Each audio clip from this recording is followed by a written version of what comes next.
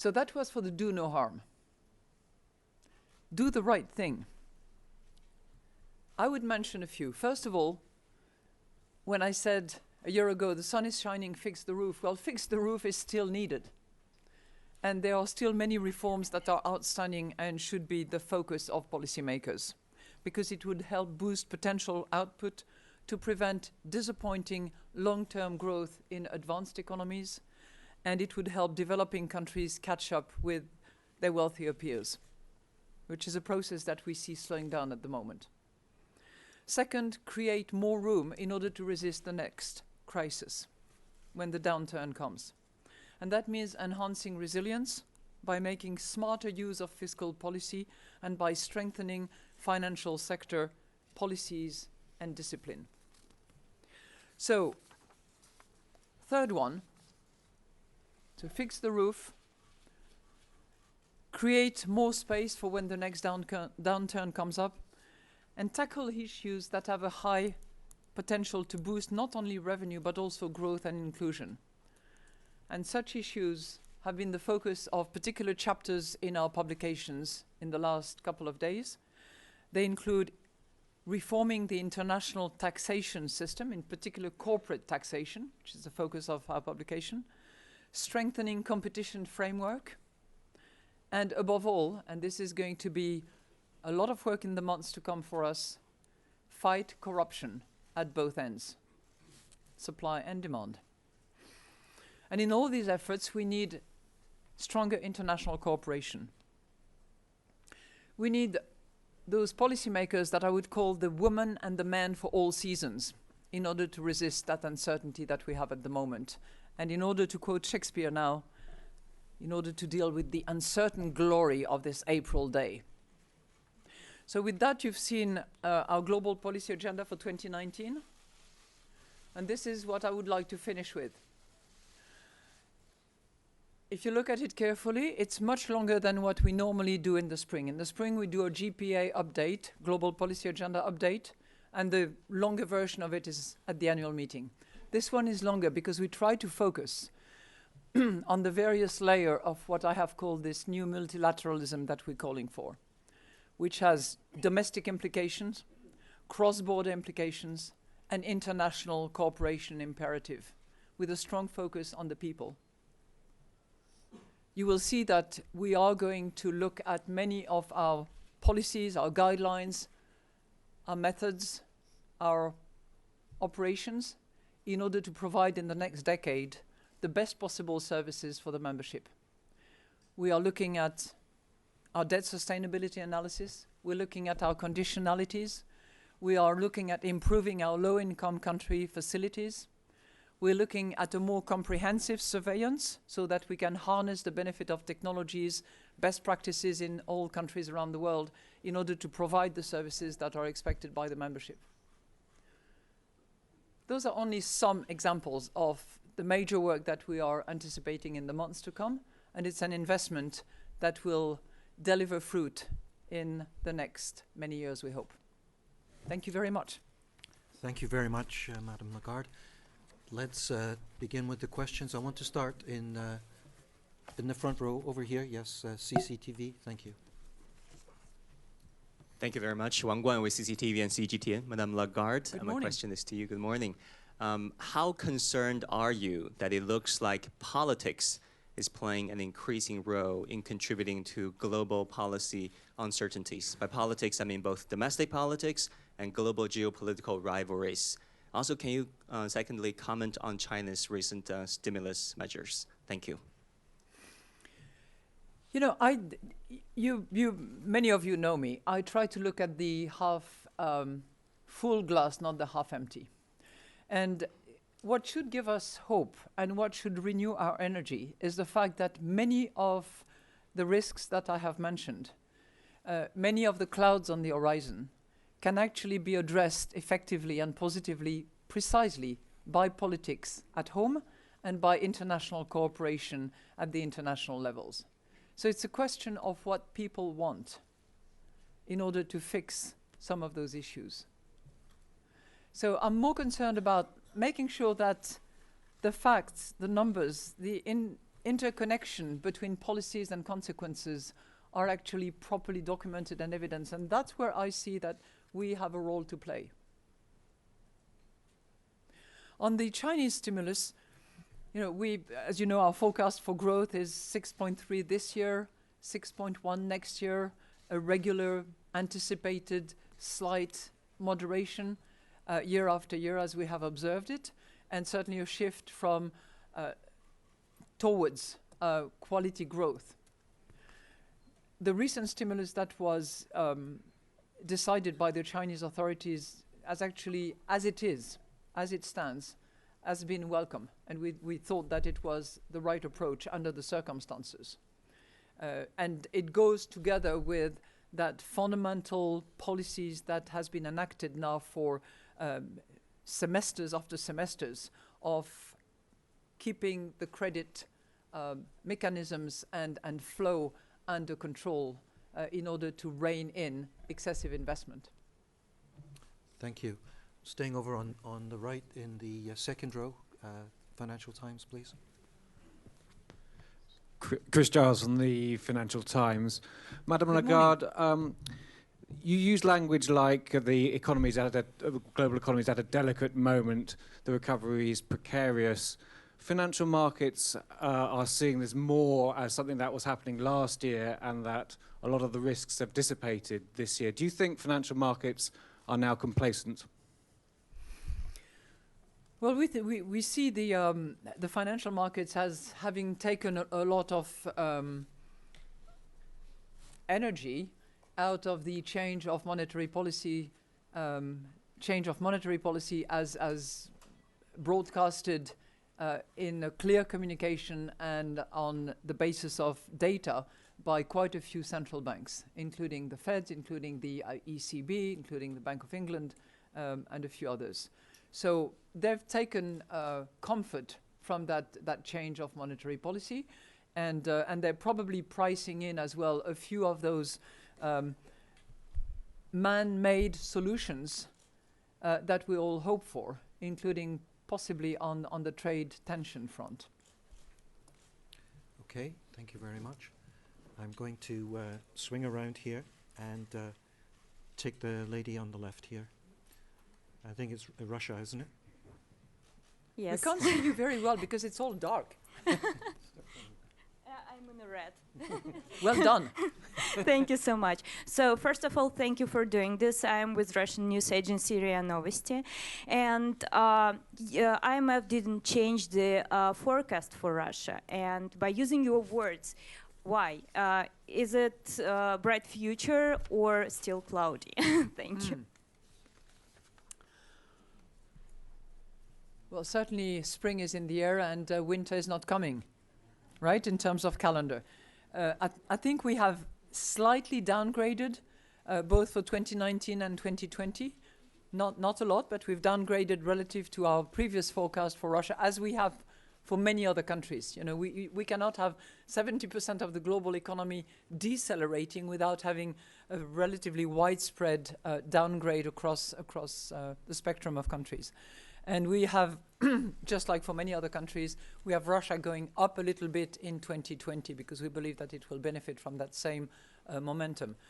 But, you know, the fiscal, monetary, and generally the macro situation of Russia is pretty healthy when you look at numbers, whether it's, you know, debt, current account surplus, fiscal surplus, and what have you. We still think that more in-depth structural reforms are needed in order to make sure that the growth potential of Russia is increased, because, you know, with a 1.6, 1.7 growth, Russia is not, you know, moving very, very high in terms of GDP. Thank you. I'm staying over here, and we're still in the dark, but with the lady in white. Hello, Thank bonjour, Madame Lagarde. Giovanna Pancarisca, Italia. I'm in light blue. I hope that is fine anyway. Anyway, in your outlook, you underline that Italy is right now a risk for global economy and for the Eurozone. So I would like to ask you what urgent measure the Italian government should undertake right now. And at the same time, you know that the Italian government would like to tax to cut taxes, if this could be part of the solution according to you or not. Thank you. Well, first of all, I'm reassured by a process that has taken place in the banking sector. And I think under the leadership of the central bank, the fact that the non-performing loans volume is gradually declining, and more so than is reported. So I'm pleased to say that. There's more work to do, but certainly the work has started, and there is a real decline, which is necessary in order to strengthen the banking system. On the fiscal front, we read the statements, we appreciate the intention. I think what is really needed is some identifiable, measurable, credible measures that will deliver on the intention of the authorities. That's what we like to see, hard, real measures, and understand exactly how they can be measured against the intentions.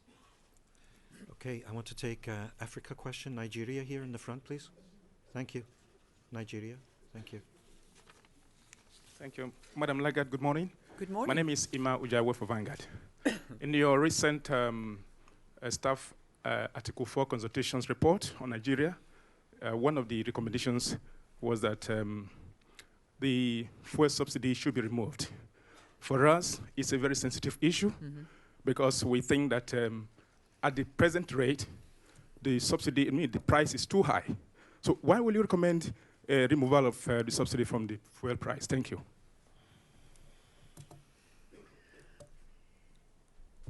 I'll give you the general principle.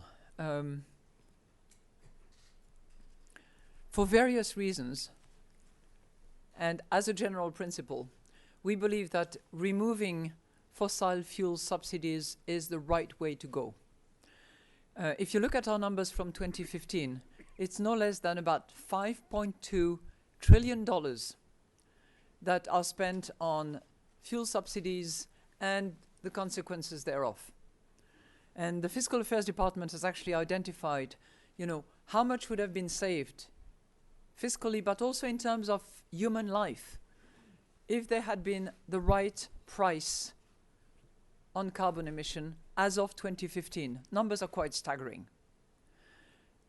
If that was to happen, then there would be more public spending available to build hospitals, to build roads, to build schools, and to support education and health for the people.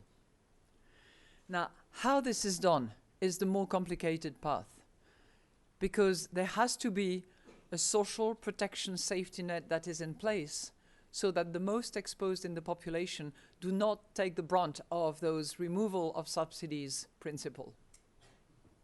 So that's the position we take. I would add as a footnote, as far as Nigeria is concerned, that with the low revenue mobilization that exists in the country, in terms of tax to GDP, Nigeria is amongst the lowest.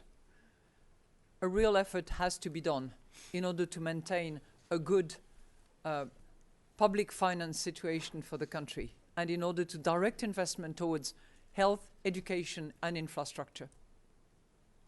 Thank you, Madam Lagarde. I'm going to take the Times of London. Phil, can you hold up your hand? Thank you. Morning, Madam Lagarde. Phil Aldrich at the Times. The inevitable Brexit question. We've just had a 6-month extension given to the UK by the EU, or agreed by both parties. I just wondered if you thought that this is great relief both for the UK and Europe, or whether you think that, whether you're concerned that all this does is kick the can down the road, just prolongs uncertainty and doesn't really resolve the whole issue. Well, again, having my positive hat on, it removes the risk of the no-deal Brexit on April the 12th, which was one of the options that was considered. So at least the UK is not leaving on the 12th of April without a deal. On the other hand, it gives time for continued discussions between the various parties involved in the UK. it probably gives time to the economic agents to better prepare for all options. And I'm particularly thinking of the industrialists and the workers in the UK in order to try to secure their future. That gives a bit more time. On the other hand, it's obvious that it's continued uncertainty, and it does not resolve other than by postponing what would have been a terrible outcome, because we believe that in terms of economic consequences, the no-deal Brexit would have been a terrible outcome. Thank you, Madame Lagarde. I think there's a question from Egypt. Yes, ma'am. Thank you. Hold up your hand. Thank you. Shaima Ahmed, journalist at Daily News Egypt. First of all, thank you for this conference, and you all know that Egypt has extended the facility fund from the IMF. So I need your opinion or comment regarding the Egyptian status, in the situation in Egypt now, and your evaluation according to the program. And the second question is, do you think that Egypt needs an extended fund or program? Thank you.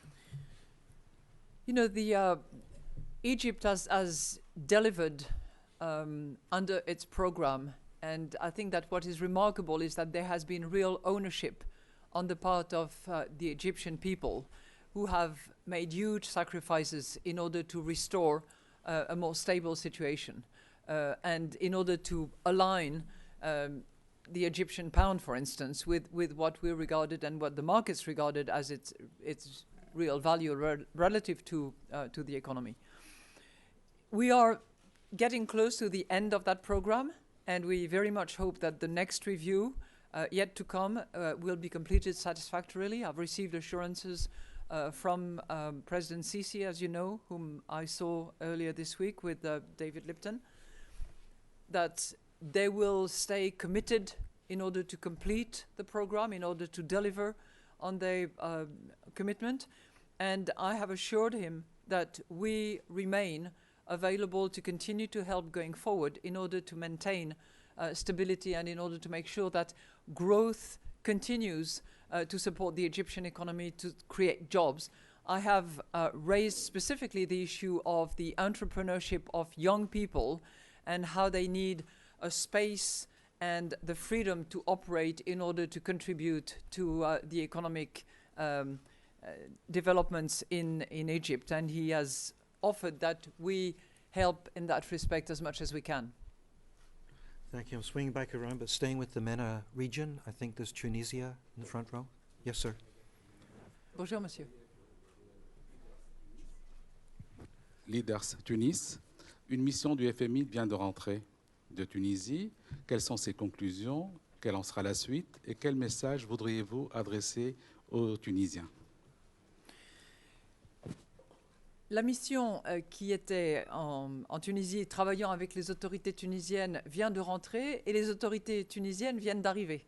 Donc en réalité, le travail se poursuit.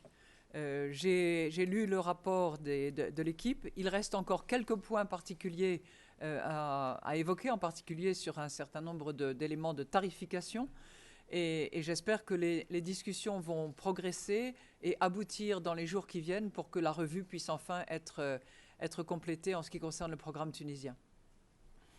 Merci beaucoup. Oh, well done, Jerry.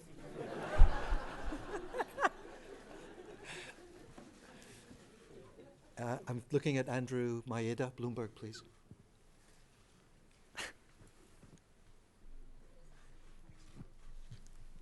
Hi, Andrew Maeda with Bloomberg. Can you bring the mic up there because we can't hear you? Just speak up a bit. Okay. Can you hear me? Yeah. Andrew Maeda with Bloomberg. I'm just wondering to what extent you're concerned about sort of this addiction that the global economy has and policymakers have to monetary policy stimulus. It seems like, markets were selling off very sharply in December. Then we got a pause in central banks across the board, including the Fed. We're seeing in the U.S. more pressure on the Fed to cut rates. To what extent do you think the world is looking too much to central banks at this point? You know, we have repeatedly said that policies should use all the tools in the toolbox, and that be done by the respective authorities in charge of those tools. In our fiscal recommendation, we strongly urge many countries, not all, but many countries, to rebuild their fiscal buffers. That is certainly the case with many of the developing countries. It is the case as I said, in many countries. Not all. Those that are in a situation of fiscal surplus at the moment should certainly make use of it and have the space to invest and to participate in the economic development and growth. But not enough has been done on that front, and that's what markets are seeing. So they expect that the only tool in town, if you will, is going to be, for a long period, monetary policies. And as we have said as well, monetary policies has been extremely efficient, but has also not run its course, but has, as we stand now, in many countries, very low interest rates and not much room to maneuver unless they were going to explore yet again more traveling into negative territory, and their balance sheets are quite large. So our recommendation to monetary authorities is, please stay accommodating for many of you, facilitate the fiscal measures that need to be taken. Thank you, MD. Just behind Bloomberg is Reuters. David Lauder, please. David, can you hold up your hand? Thank you. Hi, David Lauder with Reuters. Morning. Morning. Bonjour. Bonjour. I would like to ask you about your thinking and the thinking of the bank's shareholders on Venezuela. It's been a long time that you've been considering what to do and have been waiting for some clarity there. What kind of changes from the situation now do you need to see in order to recognize Juan Guaido as the leader of that country and to really start to get involved financially? Thank you. Well, let me say, first of all, that we are really very, very concerned about the humanitarian crisis that is unfolding in front of our eyes in Venezuela. And although we do not have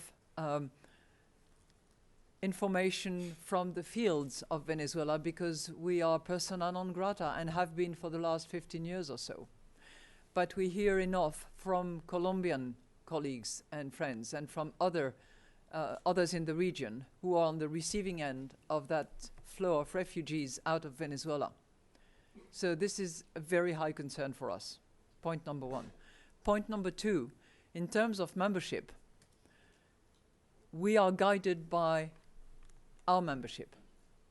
So it is for our members to indicate which authority they are recognizing diplomatically, so that we can then follow through. This is the way it has always worked at the IMF. So we're waiting to be guided by the membership, and I know that it is in process at the moment as we speak from quite a few members. And as soon as that happens, we will, as I said, follow through. Number three, we have done as much preparatory work as we could, drawing on information that is out there, in order to be prepared to act as quickly and as swiftly as we can.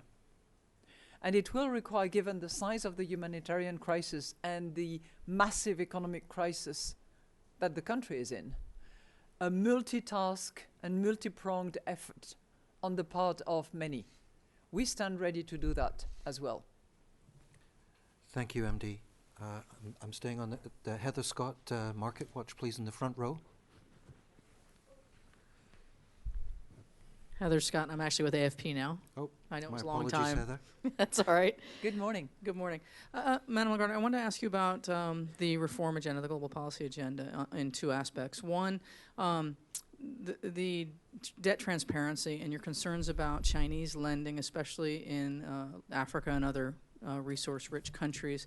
Are you concerned that lending by China can create an actual debt crisis in those countries.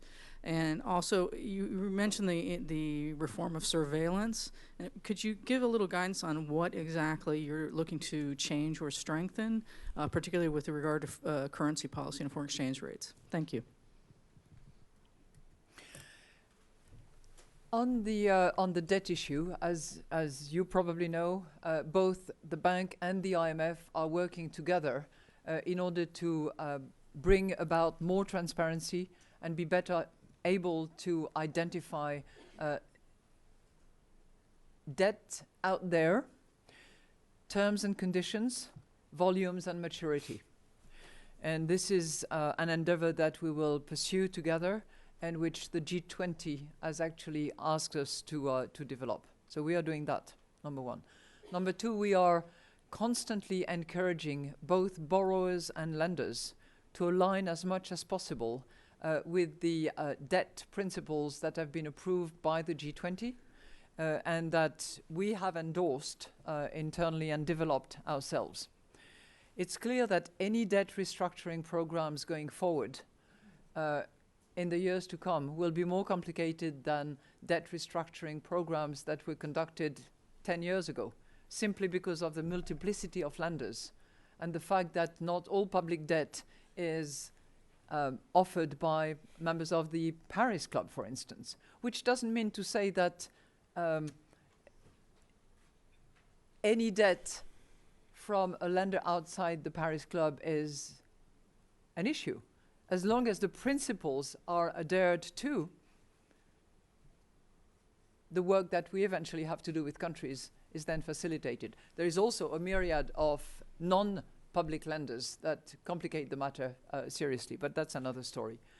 In terms of surveillance, and the comprehensive surveillance that we have identified, it's a combination of two things. It's one, trying to harness all the competences that we have, focusing on delivery of services for a country. To give you an example, when we do an Article 4, which is clearly the typical bilateral surveillance product that we have with countries, we are determined to organize us in such a way that we bring together the country teams, the fiscal competences, the market and monetary policy competences, but also the capacity development programs that will be needed and helpful in order to deliver on the policy recommendations that we discuss with the authorities.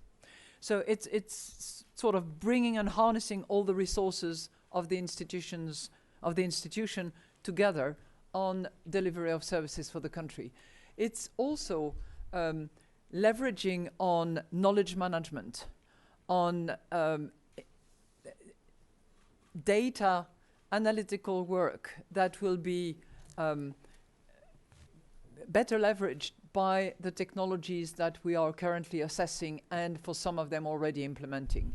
So hopefully we will have speedier delivery, more online services, if you will, to use a sort of a common analogy, and being all together as an institution on those services. Well, currency, we constantly improve our external sector report. You've seen, I don't know if you've seen the latest format of it, but it is published in a very respectable and high-level way. We will continue doing so, and that is going to be part of the work that we continuously develop. You know that we've moved from one particular model to another, and under the leadership of David Lipton, it's work that is constantly under review, and probably the best that is available in that respect at the moment, because it's a comprehensive system. Thank you, MD. We'll try and squeeze in just two more. I think it's Argentina, way over there on the right. Good morning, Francisco Seminario, Infobae of Argentina. I wanted to know what your message is for the Argentine people that are going through some hard times and face an election year, and also what your message is for the Argentine candidates, presidential candidates, in terms of the continuity of the program with the IMF. All right, on Argentina, I would like to give you two good news, because we are now beginning to see the program actually work. And our assessment is that the Argentine economy is at a point where it is going to bottom out. Second, I would say, now that so much hard work has been done in a program where social protection has always been one of our 3 key priorities, it would be foolish on the part of any candidate to turn their back to the work that is underway. Those are the 2 key messages. Thank you, Andy. Last question is going to go to Japan. Gigi, right here in the center. Can you raise your hand? Gigi? Yeah, thank you. Gigi Press. Thank you very much. My question is about the modern monetary theory, MMT. We don't see... It applies in Japan as well? Yeah. We don't have much inflation in the United States. Europe, basically zero growth, low inflation. If we have low inflation, we can have much more debt, no problem. How convincing is the theory to you? Is that okay to have more debt in the name of filling the gap between poor and rich? Thank you very much.